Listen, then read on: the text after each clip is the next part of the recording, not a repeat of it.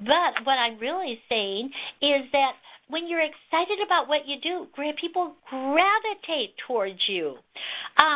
I couldn't help it. I wanted to tell this story on Chicky because it became to light. One of our ladies the other day ran across a lady who came to be fitted into a bra. Now, she was probably, mid in her, about 35 or 40. And she said, and when she got the bra on, she said to herself, I've worn this type of bra before. And she said, I had a bra like this when I was 16 years old. A lady fit me, and I'm pretty full busted. I'm small around, I had a small frame, but I was full busted. I was always embarrassed about my bust. And so this lady who fitted me in the bra, she said, God gave you this body. Don't ever be ashamed of it.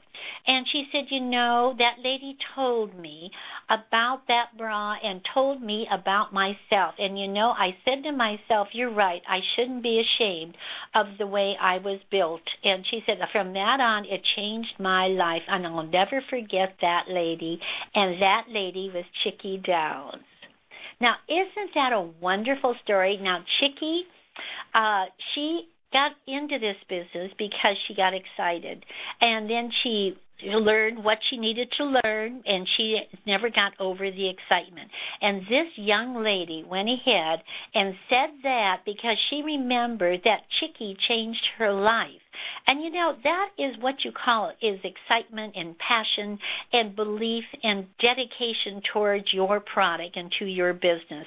Wow, is that a testimonial? It's outstanding. Now, let me say another thing, too. We had a lady I think we put her on our conference call. It was on March 8th. And I remember she had written in to us what her goals were. And we were just astounded to see people write in their goals because most people like to be successful, but they never put them down on paper. And she wrote in her goals, and we got so excited about it. And I thought maybe you'd like to get a little update on this woman. And she went ahead and she wrote her business goals into us, and she said, her initial weekly goal is to have at least 2 appointments per day, 3 to 5 days a week.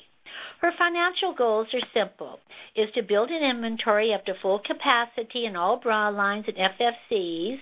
Until that goal is made, I only take 10% of my total sales per week for personal income. Now, you're probably all out there thinking, wow, would I like to get a girl like that?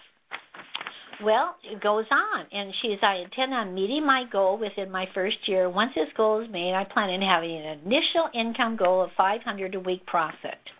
I want to sponsor a local sales force and become a director in the first 6 months in a district within the first year. She goes on and tells about her customers. I have 6 neighbors I'll be starting with, doing my first fittings and getting my practice experience. Once I finish these, my chiropractor has offered to do an announcement for her customers and allow me to do an open house in her office. I will also be able to use her office several hours a week if needed to do fittings. I am designing several different flyers to be used for networking. One will be focused on hard-to-fit customers, and I'll take around to all the retail clothing sites in the area. Another one will highlight the health benefits, and I'll use that one for chiropractor and doctor offices, as well as breast health clinic. In addition, I will be running an ad in our local magazine, and therefore, and then plus there are 2 other local magazines I'll be able to advertise in as well when things get going. I will be attending local trade shows so I can meet people and hand out cards. I'm hoping to be able to get a booth in several of the trade shows in my second year. Now, is this sounding too good to be true? You're probably thinking, wow, what a girl. She goes on to say, in my home, I'll be dedicating a room to doing fittings and running my business. My official hours will be between 9:30 and 3:30, and I'll either be doing fittings there or fittings in customers' homes when necessary. If I do not have appointments, I'll be out networking or working on my website. I will also be available in evenings, Saturdays when necessary. I'll be working a minimum of 20 hours per week. My business website she gives. And she goes on, and she says, and I've gotten my first 3 kits, and I'm ordering an additional 36 bras. Now, I thought, well, let's find out if that's happening. That's been 6 weeks in the business. Is it happening? Yes, it is.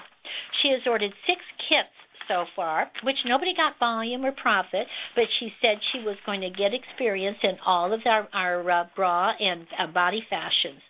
She has had orders, $341 in one order, $270 in another order, $849 in another order, and she goes on.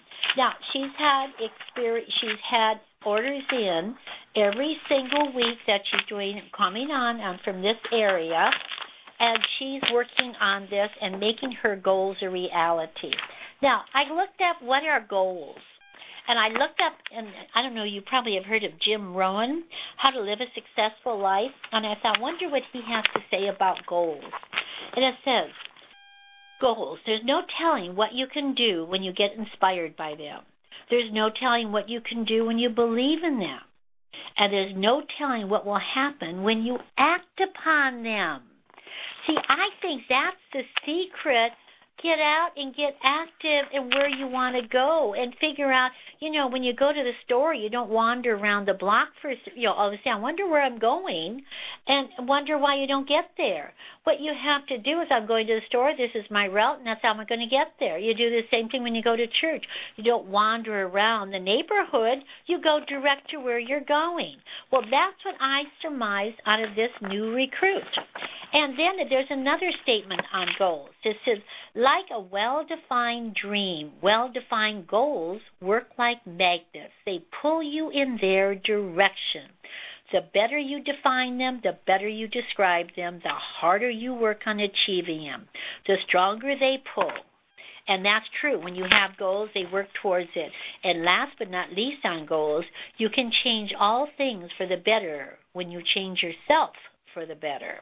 And that's really true. And I think that's what goals do for you. They change you and they keep you on track to where you're going. Now, she's on track and she knows where she's going. Will she have obstacles along the way? I haven't heard about those, but I bet she does. Of course, that is life. Excuse me. Also how you grow. Here's, when you think about it, everybody has obstacles, hiccups. I mean, gosh, you get up in the morning, you sometimes think at the end of the day, if I knew this morning, what I know tonight, boy, I don't know if I'd have got out of bed. But you do. Tomorrow morning you get out of bed and you're going to get going and do things. So the most important thing is that each day you're going to have a couple hiccups, but you keep on keeping on. Do you have a passion for the business? Do you have your goals defined to where you want to go? Or is it around in a circle and you think, well, we'll see what happens, and nothing happens. And before you know it, maybe you're not as active in the business, or maybe they're out of the business. You wonder why. I have another story I'd like to share with you, and it's a lovely lady that we've had on the conference calls. Her name is Corey, and she had a business, and she's going to tell you about it. And I thought it was kind of good because she learned a lot from that business. So, Corey, why don't you share with us? Thanks, Phyllis. When Phyllis and I were talking earlier, and I had, she knew about my history and having a business for 10 years, I started off by saying that, I started my business through rose-colored glasses, and she thought that, that might be an interesting story to tell. Give me a little bit more information, and we'll see if we could use it for the conference call. So I did, and here it is. And because when we're in business sometimes, the bad things that happen can kind of really fuel a lot of negative energy and negative thoughts, and that can put a damper on your sales and your enthusiasm altogether.